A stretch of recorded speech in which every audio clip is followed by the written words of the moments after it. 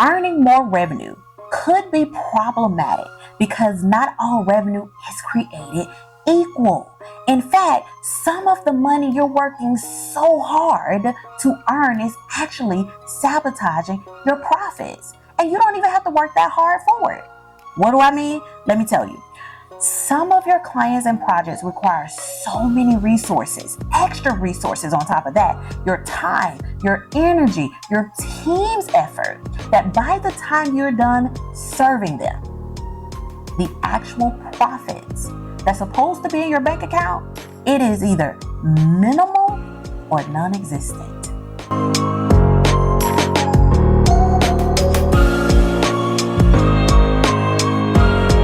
Hey everyone, and welcome to another episode of the Say Yes to Profits podcast. I am your host, Dr. Octavia Conner. Say Yes to Profits is a CFO, accounting and financial strategy firm that helps high-earning, service-based women CEOs just like you turn financial challenges into clarity, strategy, overflowing cash flow, and predictable profitability using our proprietary Say Yes to Profits framework. You see, typically 97% of our clients increase profitability and increase cash flow by an average of 30% to 350 within 12 months of partnering with us, while also simultaneously saving about 55% on average in taxes. Listen, you want to know why? You want to know how? Because of one powerful strategy I'm going to give you today. Well, actually because of more than one powerful strategy, but this strategy for today's episode is going to show you how to take the money you're earning and turn it into lasting, predictable profitability. Are you ready? Are you ready? Well, listen, I need you to hit the like, subscribe, and share button right now so we can go ahead and dive in. So here's the thing. Every CEO I meet wants more revenue and they think that's going to solve all their money problems. And that is not the case, because more revenue doesn't always mean you say yes to profits. You see, the wrong kind of revenue can do a few damaging things. Number one, clog your cash flow. Number two, eat away at your margins. And number three, create unnecessary stress on you and your team. So you're probably sitting there wondering right now, like, Octavia, how in the world me earning more revenue is such a bad thing? Like, girl, break it down. I have no problems letting you know. Here's what I'll start with. Earning more revenue could be problematic because not all revenue is created equal. In fact, some of the money you're working so hard to earn is actually sabotaging your profits. And you don't even have to work that hard for it. What do I mean? Let me tell you. Some of your clients and projects require so many resources, extra resources on top of that, your time, your energy, your team's effort, that by the time you're done serving them, the actual profits that's supposed to be in your bank account, it is either minimal or non-existent. Have you ever experienced that? Like, have you had that one project, that one client that almost sucked the life out of you, your team, and your business, but yet they paid that large invoice, but yet you really don't want to work with them again? Have you ever experienced that? Or let me paint another picture. Have you ever had a particular client or project that would pay late, pay inconsistently, or sometimes not even pay at all until you reach out to them 1,001 times, and yet that create cash flow chaos, but they have a large invoice? Have you ever experienced that? Okay. This is why I want to introduce you to the Revenue Quality Index, or RQI. You see, this strategy will help you measure the quality of your revenue streams and not just the quantity. I hope you all are picking up what I'm putting down, because this can be a game changer for your business. So you may be wondering, well, how does it work, Octavia? Okay, let me tell you. First, I want you to list the different revenue sources that you have. It could be retainer, could be one-off projects, could be digital products, could be speaking engagement, consulting, whatever applies to you, right? Then you're going to score each revenue source on a scale of 1 to 25 in 4 different categories. Category number 1, profitability. I want you to ask yourself, how much profit does it actually produce? Okay. Category number 2, cash flow. How quickly can reliable cash flow hit my bank account, right? Because cash is your business's superpower. Profit is how you keep score. Okay. Category number 3, client fit. Does this client align with my values? Do they pay on time? And do they allow me and my team to serve them at the highest, happiest energy and level? And then category number 4, scalability. Can this type of revenue grow without requiring you to sacrifice your time, energy, and sacrifice your team bandwidth? Okay, like, can your team perform this revenue source effectively and efficiently without you or with minimum need of your involvement? Now, once you've listed your revenue sources, once you've identified their score based on those categories, I want you to add it up, and then I want you to determine the one that's the highest or closest to 100. And then the higher the one is that is closer to 100, the better quality that revenue source is, right? Once you get your score, this is a time to eliminate or optimize your revenue sources.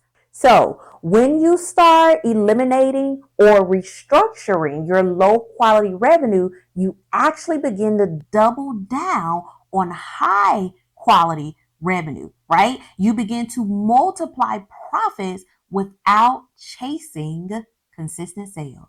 Does that make sense? Now, this is when you easily start to ching. Like, this is how you begin to work less, charge more, and scale faster as a profitable CEO. Like, let's go on over to the vibe board because I want to show you like how to do this. Okay. So come on over. Let's like really deep dive into this strategy. So remember, I said you're going to measure it by 4 categories. Okay. So category number 1 is profitability.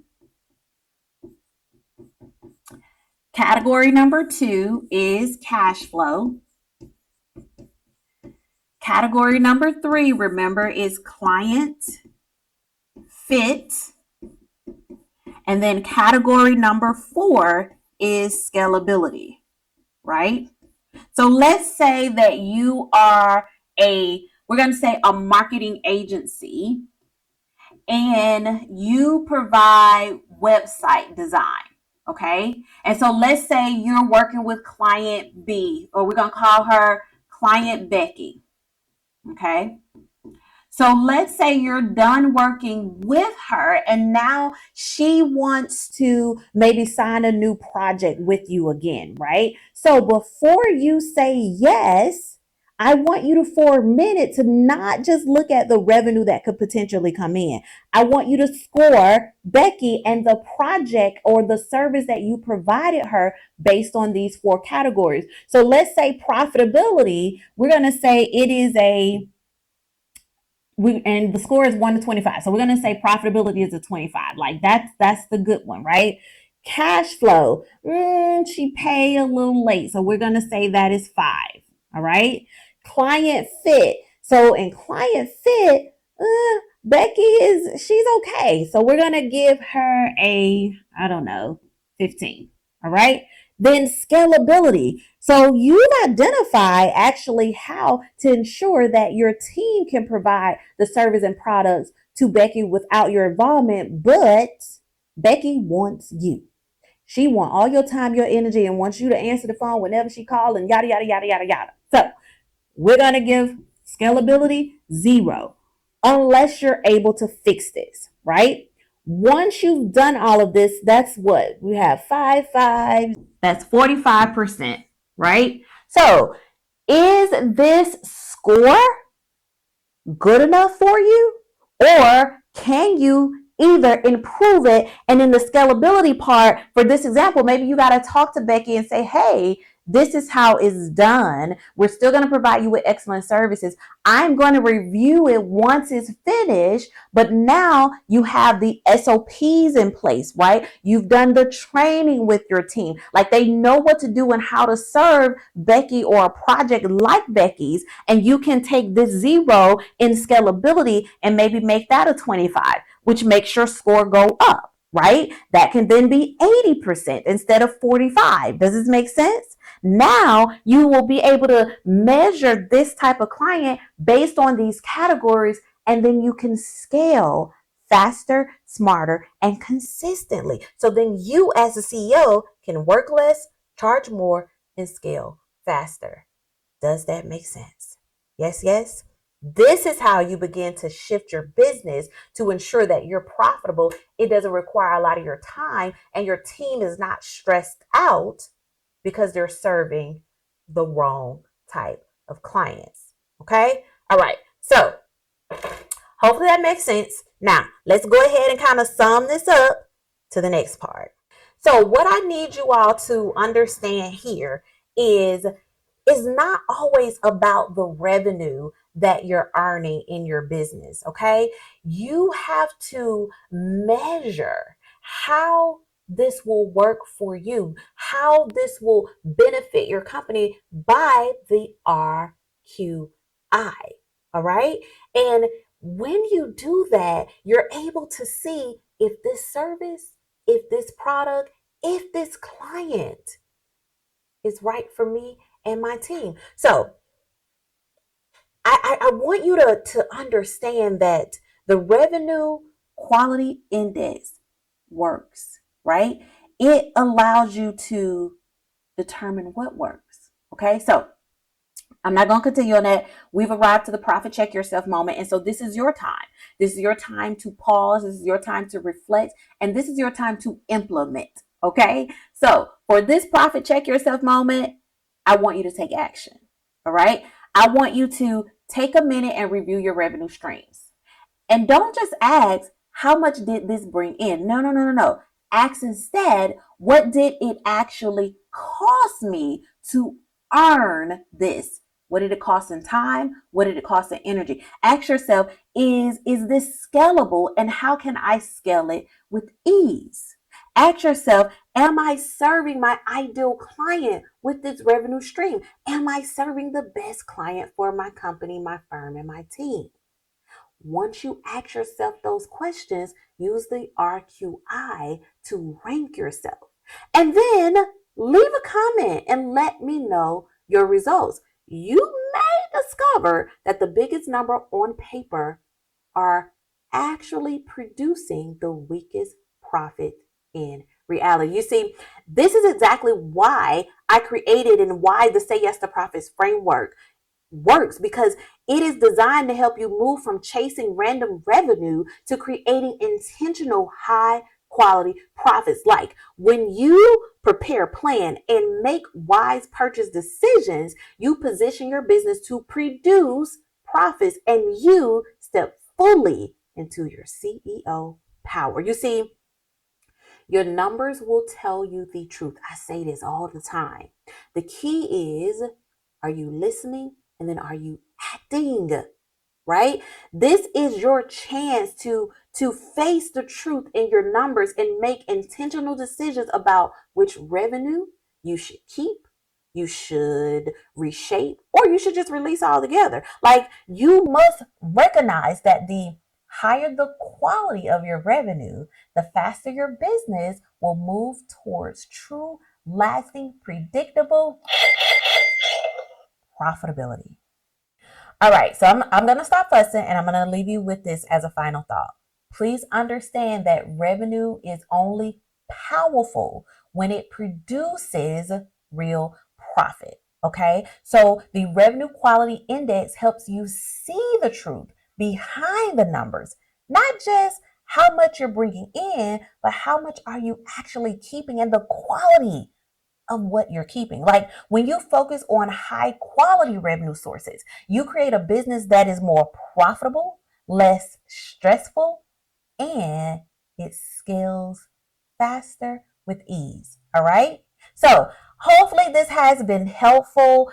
If you want to deep dive more into this strategy and other strategies, I encourage you to download the Say Yes to Profits playbook. I have everything you need in there and more to go from guessing to multiplying your profits with ease. You can download your copy of the playbook at sayyes2profits.com/playbook. I hope this episode was good. Let me know in the comments your thoughts on this episode, and make sure that you hit the like and subscribe button and share this episode with your women CEO friends. All right. This is Dr. Octavia Conner. And until next time, say yes to profits, everyone. Toodles. Thank you for tuning in to another episode of the Say Yes to Profits podcast. Now it is time for you to make money moves. Take action based on what you learn. Now, see you on the next episode. Say yes to profits. Toodles.